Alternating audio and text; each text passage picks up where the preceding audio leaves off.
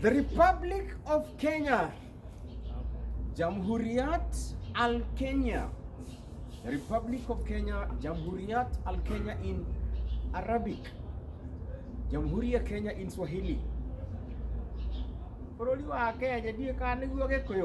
this gentleman will tell us. I have a gentleman here who comes from Kenya, but now he's in the US. Atatuambia jina lake, na ni mtu mzuri. Hata jina lake simjui, tumekutana tu, but then Kenya is one, Africa is one. Anza. What's going on, people? Jina langu mimi naitwa Mambo Kangeni. Nimepatana na this my friend here. Kaka yangu hapa. I just met him just a few minutes ago. Aliwacha gitaa yake hapa nje na all his tools of trade hapa kidogo, and you know, I just came outside and I felt like I should do something. One in Kenya, curiosity too. I left my tools here, my microphone, my studio equipment. Akazipata. He's actually having a good time here. This restaurant is the most famous in the whole of Washington.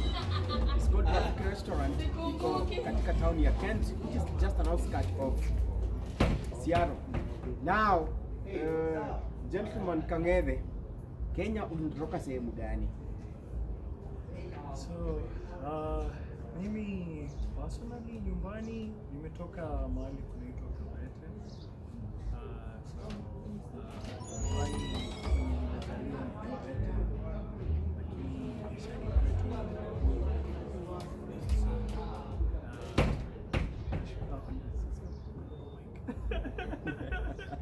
Yeah.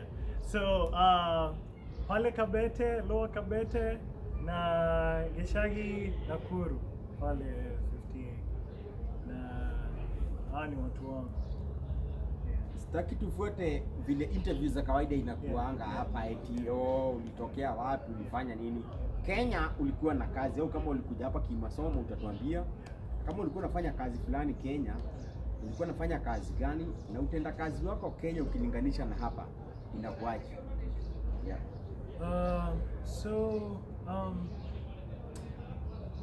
Before nikuje hapa nyumbani nilikuwa, I was a town planner, nilikuwa city planner wa Kikuyu sub-county, Kiambu County, and that was nataka kusema I believe 2 years ago.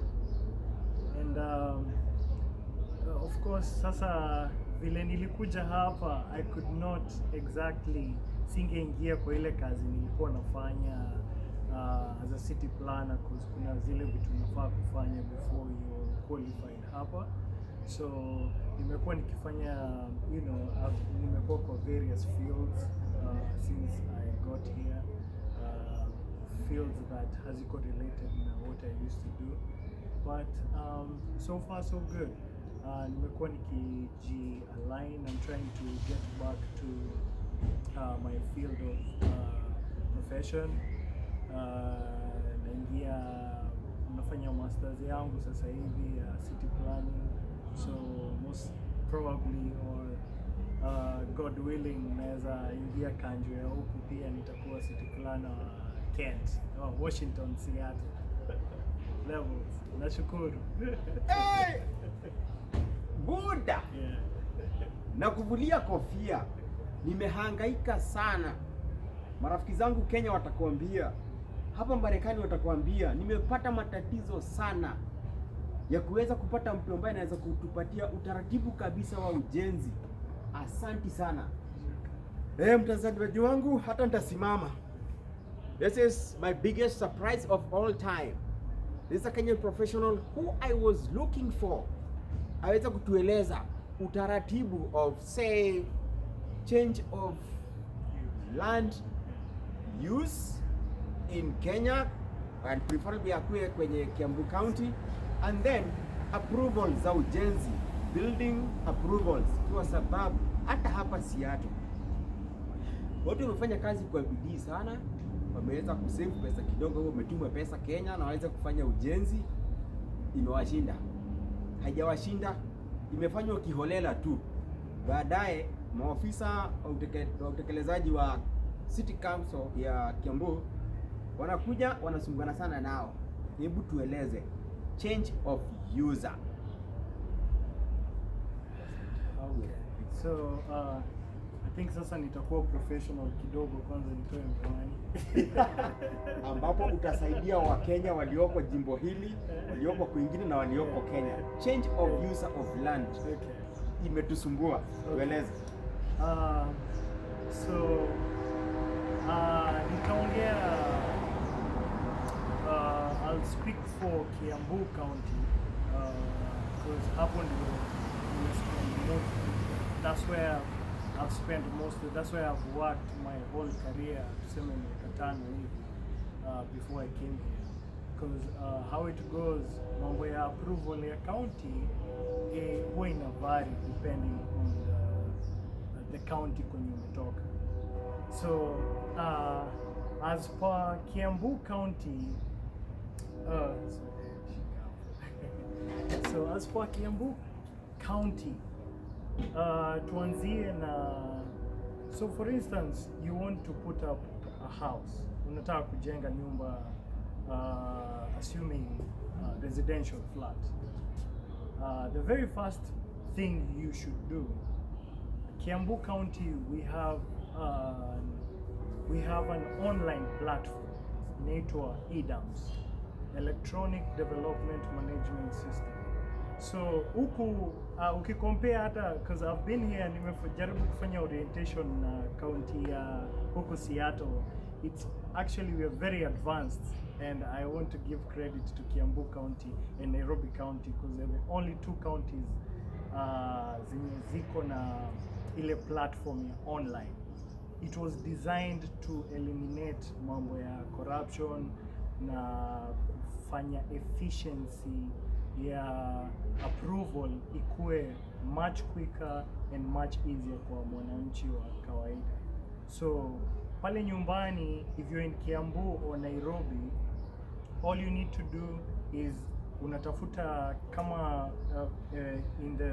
in the event unajenga nyumba, for instance kama ni an flat, an apartment, unatafuta kama ni architect and a planner, and wanakuanga wako linked kwa hiyo system yetu inaitwa EDAMS. So what that system does, before that ilikuwa approval zote zinafanywa manually na director ama the sub-county plan.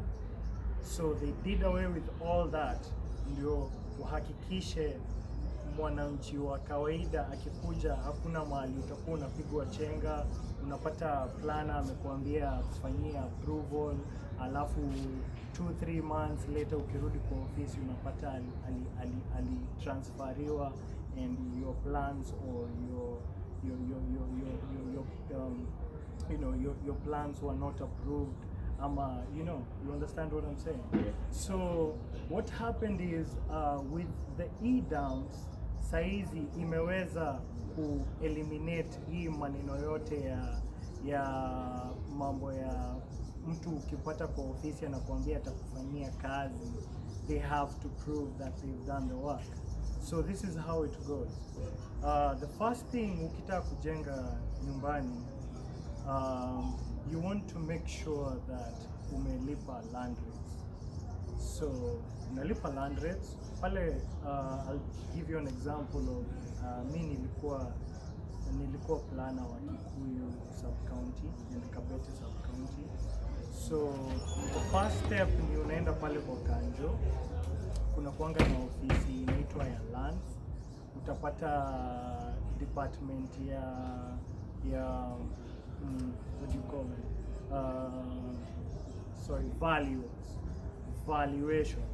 Valuation office pale utaenda, they will ask for a copy of your title deed, wanahitaji land search which should not be more than 3 months, and what else? Yeah, basically that.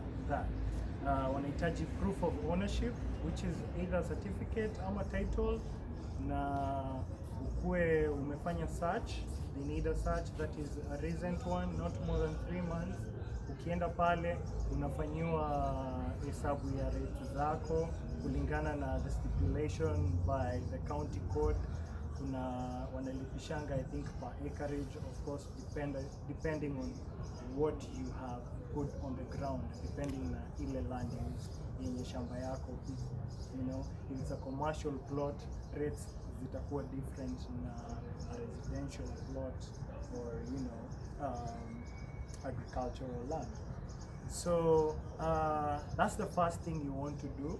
Ukishalipia rates utapewa kitu inaitwa a rates clearance certificate, and that's what you use to proceed sasa to the next step.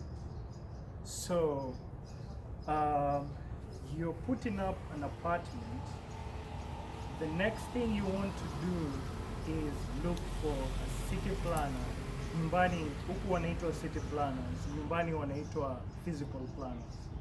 You want to look for a physical planner, ama wanaitangwa tu just planners. They are there, private.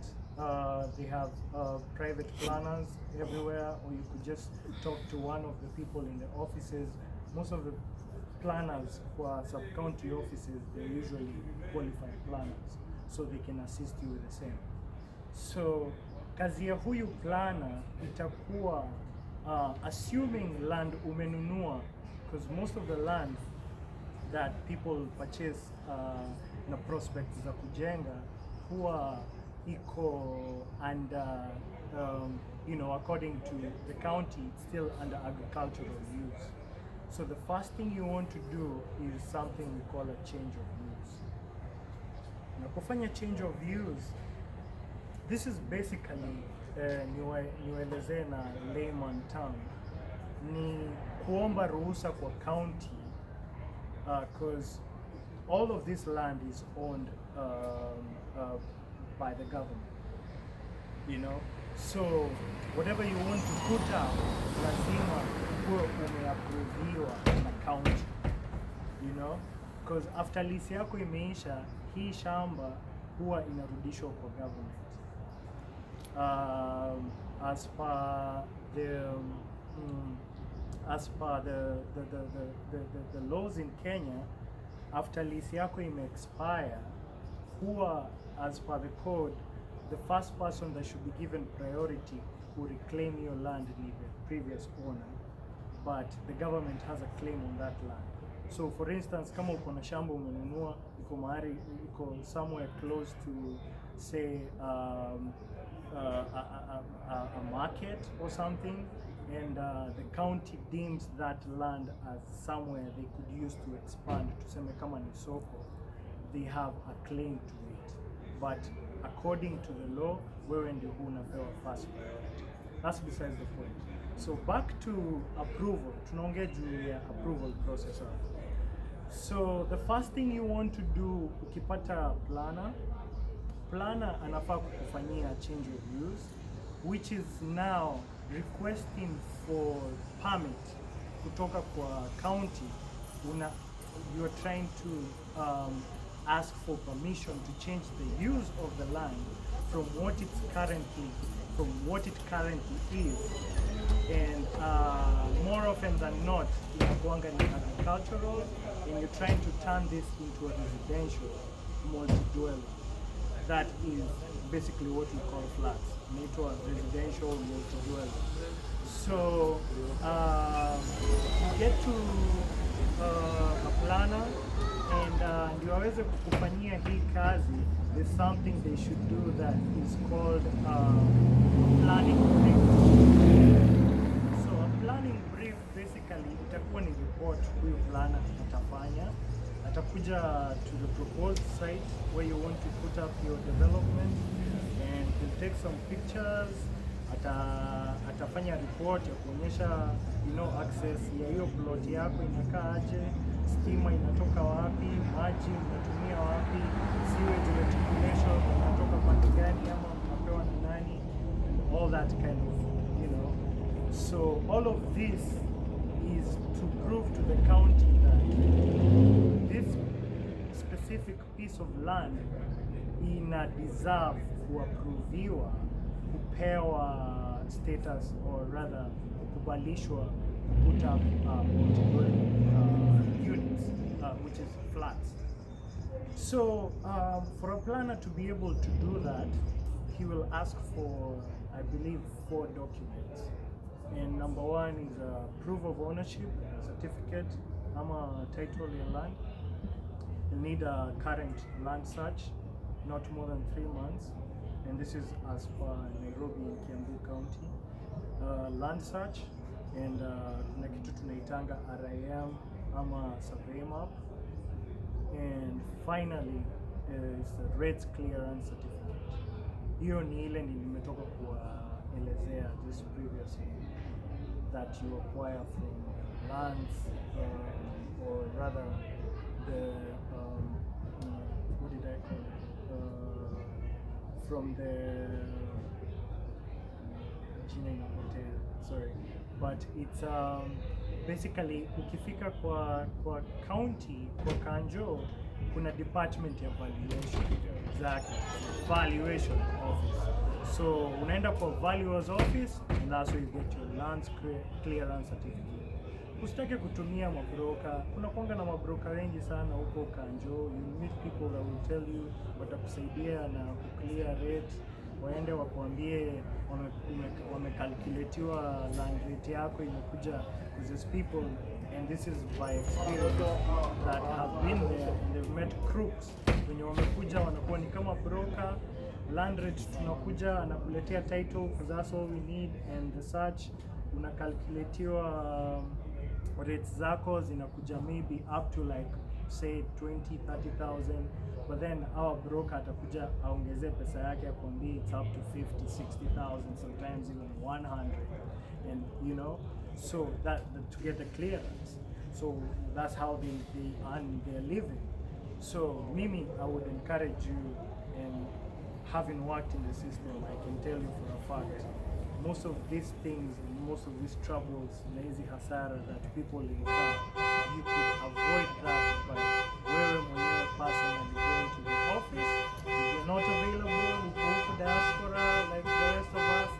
Have someone that you trust, mtume pale, aende na, you know, present the documents, na apate nini, apate kufanyiwa ile sub-evaluation. So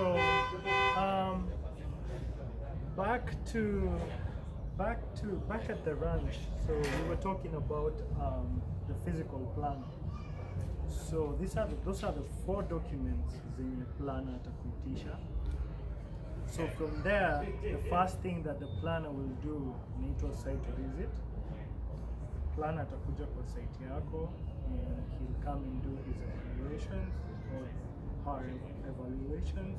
Akuje, these pictures that they're supposed to attach to this report, and then once they're done with all that, kwa hiyo online system yenye tuko nayo Kiambu inaitwa EDAMS, Electronic Development Management System, ata submit kazi yake kwa county Kanjo. So when on the other side Kanjo imepata hii application yako ya change of user, we have something we call a county technical meeting. We had a name for it. It's been a while now. But it's basically a committee meeting where the approvals happen. It used to happen once a month in Kiambu, but now I think with the new government, I believe every fortnight. So every fortnight, huwa tunapata approvals. Every fortnight we have applications that we approve. So what happens is tunapatana kwa committee, tunapatana kwa boardroom, all planners, all sub-county planners, all sub-county development enforcement officers, and the director of planning, Kiambu, or if it's tunapatana pale and we present all these applications ziko kwa system yetu, tunazo project pale kwa screen and we discuss them one after the other. So there is a couple of reasons zinaweza fanya ukose kupewa approval ya change of use. One, we have something we call zoning. There's zoning rules. We have zoning. Zoning is basically, in layman's language, we have places that are basically designated for certain developments. Naona, unaweza nunua shamba mahali kwenye kuko designated for industrial development. So when you are trying to do, say, a change of use and to try and put up an apartment pale, which is a residential house, unaweza kosa kupewa approval because the place is zoned for is zoned for industries. That is one of the reasons why you could have that, why you might not get an approval. The other reason unaweza kosa kupewa approval, we have, it's also pretty much everything to do with zoning. Tunaitanga zoning rules. Kuna kitu tunaitanga basically in Kenya we are guided by something we call the Physical Planning Handbook. The Physical Planning Handbook is a universal standard of I would say measures and standards that we run by as planners. Kufanya approval and developments across the country. It doesn't matter whatever county you're from. So there's some things like, say for instance, you want to put up a bar, kuna kuanga a law from the planning handbook that says that we cannot have something like a recreational bar located, I believe, should be, I think, a kilometer from a learning institution. Correct me if I'm wrong. My memory of these days, and I haven't practiced planning for 3 years, but that should be the case. So, unataka put up, say, a recreational bar somewhere, and there's a school close by, you will not get approved for the same, you know? So, that's it. Going forward, so umefanya application yako, your planner. So basically your planner, kuna kuanga na, let me just get to the details, if you let me. Yeah. Hello. Kabla hajaenda kwenye details, as you can see, nimenyamaza. Nimekuwa ni kama kwenye seminar, na mimi ni kati ya wale wanalala kwenye seminar huko nyuma, kiti cha nyuma. Lakini kwa leo sijalala kwa sababu nimeboeka. Nimelala kwa sababu siamini katika diaspora tuna wataalamu wenye utaalamu na ujuzi wa aina hii hapa, na ambapo watu walioko kwenye diaspora wanateseka, wanahangaika, hawajui cha kufanya. Walioko Kenya pia inakuwa ni vigumu kwao, kwa sababu haya ni masuala ya kitaalamu na ni magumu mno. Atakielezea, anasema anataka kwenda kwenye details, kwenda kwa ufasaha kabisa kitu gani huwa kinafanyika kwenye approval ndio uweze kupata change of user. Ataendelea na tutamkata kidogo ndio tuweze kupunguza muda wetu wa matangazo haya, na pia aweze kuguzia pia approval, ambapo ni kupata idhini ya kuanza ujenzi. Utakapokuwa na shamba la kilimo uligeuze likuwe shamba la kibiashara, unahitaji pia upate idhini ya kuweza kuanza ujenzi. Endelea. Change of user na approval for building. So, haya, so basi tumefika pale kwa change of use. So I would love to get to the details of process, planning process.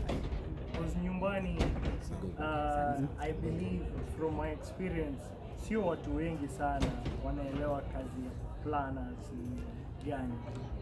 So I'll delightfully break that down for you, if you don't mind, my audience. So planner pale nyumbani akisha kutengenezea ile brief, a planner basically ni kama consultant kwako. Ni kama vile hiyo nyumba utachorewa na architect. Architect ni consultant wako, ndio architectural consultant. So planners huwa wako na charge yao wanalipisha. They charge consultation fee kufanyia ile report, ile planning report, na kufanyia evaluation ya land yako na kufanyia hiyo kazi yote mpaka kupate approval ya change of use. Inaitwa approval for change of use. Itafanyiwa na a registered planner. So that they have a consultation fee, and that varies depending on ule planner mwenye umepata. Personally, I was a planner, nilikuwa nafanya hiyo kazi. I can't really go down to the details of how much, because again it depends on the planner that you meet. Different planners have different rates za kufanya kazi ya change of user. So planner ukipata amekuambia na kulipisha pesa ya kufanya kazi, usidhani anakudanganya. Kuna ile pesa yeye analipisha kufanya hiyo consultation. And it's not just consultation, they have to make a very good and convincing brief yenye itakuwa convincing enough to for the county to buy, ndio county iweze kukubalisha kupewa hiyo approval ya change of use. A planner has to do a good job. So they have a consultation fee, and the other fee that you will pay inaitangwa statutory fee. So after planner amesubmit kazi yake ya planning brief, akisha submit kwa county, you as the client will get an invoice. Inaitwa invoice ya change of use. Depending on what you're trying to change your land to, kuna kuanga na different rates. From what I remember, which is not too far, I believe 2 years ago now, change of use from agricultural land, which is mostly what people are changing their land to, from agricultural to multi-dwelling flats, which is you unataka kuwekelea flats, unataka kujenga flats. You're changing your land from agricultural to multi-dwelling flats.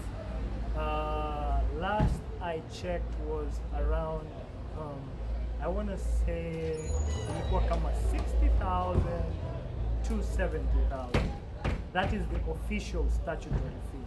Hiyo ni ile pesa utaletewa hata invoice.